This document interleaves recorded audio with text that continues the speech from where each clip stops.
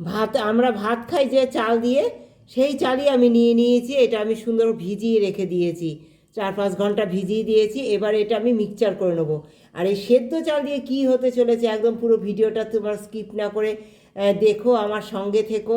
দারুণ একটা সুস্বাদু রেসিপি করতে চলেছি। আর তোমরা তো অনেক রকমভাবে খাও, সেই রেসিপিটা আমি একদম লাস্টে বলছি কী রেসিপি করব। আর তোমরা অন্য চালের গুঁড়ো দিয়ে করো, কিন্তু আমি এই ভাত খাওয়ার চাল দিয়েই আমি এটা করব। দেখো এই যে চাল ভিজিয়ে নিয়েছি, আর এটা সুন্দর করে আমি মিক্সচারে পেস্ট করে নেবো। তোমাদের ইচ্ছা হলে তোমরা শিলেও পেস্ট করে নিতে পারো।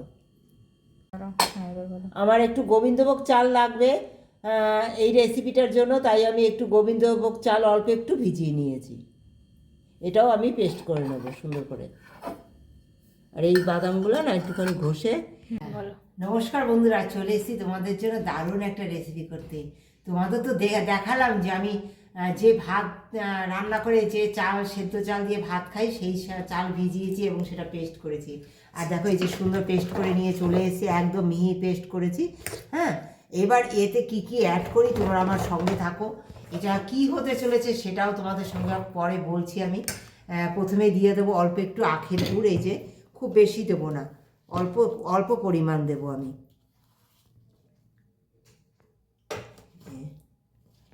অল্প পরিমাণ আখের গুড় দিয়ে দিচ্ছি আমি। সেটাও কেন অল্প দিচ্ছি সেটাও তোমাদের পরে বলছি আমি। তোমরা আমার সঙ্গে থেকো, স্কিপ করে কেউ দেখো না। সামান্য একটু নুন দিয়ে দিচ্ছি, অল্প আখের গুড় দিয়েছি আর অল্প একটু নুন দিয়ে দিচ্ছি পরিমাণ অনুসারে। মানে এই চালের গুঁড়িতে যেরকম যতটা খাবে সেরকম অনুসারে তোমরা দেবে।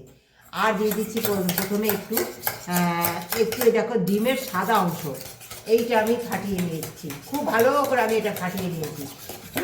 খুব ভালো করে একদম ফাটিয়ে নিয়েছি। এই সাদা অংশটা আমি দিয়ে দিচ্ছি। তোমরা তো অনেক রকমভাবে করো, দেখো একদম এই চামচের 1 চামচ মতো, টিস্পুনের 1 টিস্পুন মতো আমি ময়দা দিলাম।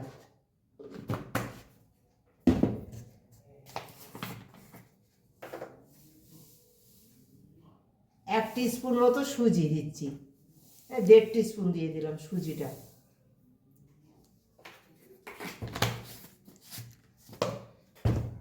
দিয়ে দেবো একটু, আমি দুধ গুলে রেখেছিলাম, আমুল দুধ, এই দুধটা দিয়ে দেবো। দিয়ে এবার এগুলো গুলে নেবো ভালো করে। তারপরে আমি, তোমরা আমার সঙ্গে থাকো, দেখো যে আমি গোবিন্দভোগ চাল একটু গুঁড়ো করে রেখেছিলাম, এই অল্প একটু এটাও দিয়ে দেবো সামান্য। তোমরা দেখো চামচে মেপে 1 চামচ দিচ্ছি আমি, চামচে মেপে 1 চামচ দিলাম।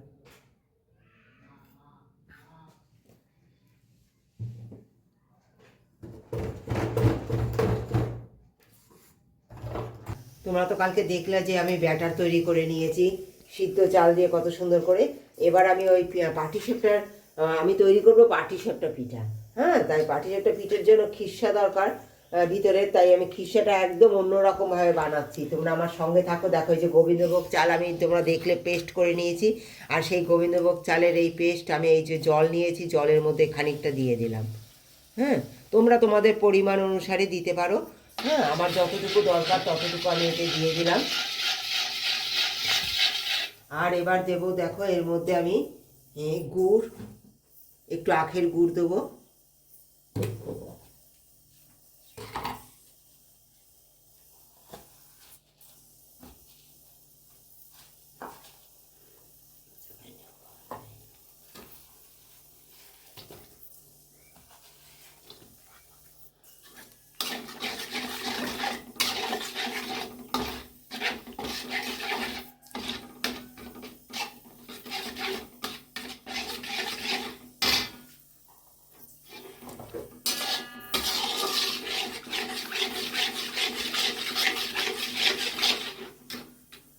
তোমরা তো অনেক রকমভাবে করো। হ্যাঁ, আমি দিয়ে দেবো একটুখানি এলাচ গুঁড়ো করে রেখেছি, সেই এলাচ পাউডার দিয়ে দিচ্ছি। আর দিয়ে দিচ্ছি এই দেখো কাজু বাদাম আর আলমন্ড বাদাম, এইগুলো আমি একটু গ্রেট করে নিয়েছি। এই দেখো এই গ্রেট করা আলমন্ড আর কাজু বাদামের গ্রেট আমি খানিকটা দিয়ে দিচ্ছি এতে। তোমরা তো অনেক রকমভাবে খাও, একবার এইভাবে করে খেয়ে দেখো, আশা করি তোমাদের খুব ভালো লাগবে। দিয়ে দেবো একটুখানি ঘি, সামান্য সামান্য একটুখানি ঘি দিলাম।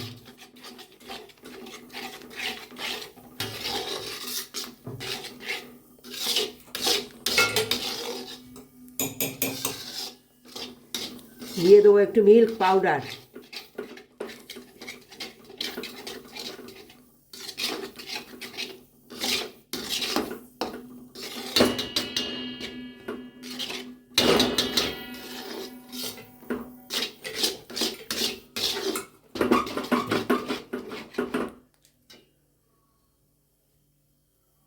দেখো বন্ধুরা, প্রায় তৈরি হয়ে গেছে আমাদের খিরসা। হ্যাঁ, তোমরা তো অনেক রকমভাবে করো, কিন্তু একবার এইভাবে করে খেয়ে দেখো, আশা করি তোমাদের খুব ভালো লাগবে, ভীষণ ভালো লাগবে। আর খুব সহজে, খুব তাড়াতাড়ি এটা বানানো যায়। দেখো বন্ধুরা, আমি ভুলে গেছিলাম একটু, এই দেখো 1 চিমটি নুন দিয়ে দিয়েছি। যে কোনো মিষ্টি জিনিসে একটু নুন না দিলে তার স্বাদ কখনো সম্পূর্ণ হয় না। এলাচ পাউডার দিয়ে দিলাম এতে। তেল গরম করে নিয়েছি খানিকটা তাওয়ার মধ্যে, দেখতে পাচ্ছ, তার মধ্যে খানিকটা আমি ঘি দিয়ে দিচ্ছি, অল্প একটু, সামান্য একটু। এতে স্বাদ না একেবারে দারুণ হবে, একটা মানে একেবারে অন্যরকম স্বাদে এই পাটিসাপটা পিঠা তৈরি হবে। আর এই গরম করা তেল, ঘি সমস্ত কিছু আমি বাটিতে এই যে নামিয়ে নিচ্ছি। তোমরা দেখো, কখনো তোমরা কেউ যদি এই রেসিপিটা ফলো করো না, কখনো পাটিসাপটা পিঠে তোমাদের কখনো লেগে যাবে না। আরে দেখো, এই যে নামিয়ে নিলাম, ব্যাটারটা এই যে তেলটা গরম করেছি, এই তেল একটু আমি এই ব্যাটারের মধ্যে দিয়ে দেবো। তোমরা দেখেছো এই যে কালকে ব্যাটার তৈরি করেছি, সেই ব্যাটারের মধ্যে এই তেল, ঘি একটুখানি আমি দিয়ে দিলাম, এই মিশিয়ে নিলাম। খুব ভালো করে এটা মিশিয়ে নেবো আমি। এবার দেখো, এতে আমি একটু তেল ব্রাশ করে নেবো আবার। এই যে নামিয়েছি যে গরম তেলটা, এইটা একটুখানি একটুখানি করে আমি ব্রাশ করে নেব। ব্রাশ করে করে নিয়ে আমি এই পাটিসাপটার আকারে সুন্দর করে তৈরি করে নেব। কত সুন্দর উল্টাবে, তোমরা খালি দেখো। দেখো বন্ধুরা, এই যে কত সুন্দর দেখো বানিয়েছি, কত সুন্দর দেখো ফোটা ফোটা উঠেছে, তোমরা দেখতে পাচ্ছ পাটিসাপটার। এতেই বোঝা যাচ্ছে যে পাটিসাপটার পিঠে কত সুন্দর নরম আর তুলতুলে হবে। তোমরা তো অনেক রকমভাবে খাও, একবার আবার এই হাতে রান্না করা চাল দিয়ে, তোমরা সেদ্ধ চাল দিয়ে করে খেয়ে দেখো, আশা করি তোমাদের খুবই ভালো লাগবে। দেখো, আমি এই যে খিরসা বানিয়েছি, খিরসা দিয়ে দিলাম। আর এই যে পাটিসাপটা সুন্দর দেখো, কত সুন্দর উল্টাবে। তোমরা দেখো, একটা পাটিসাপটা আমার ভাঙবে না, একটা পাটিসাপটা ভাঙবে না, খুব সুন্দর উল্টাবে আমার।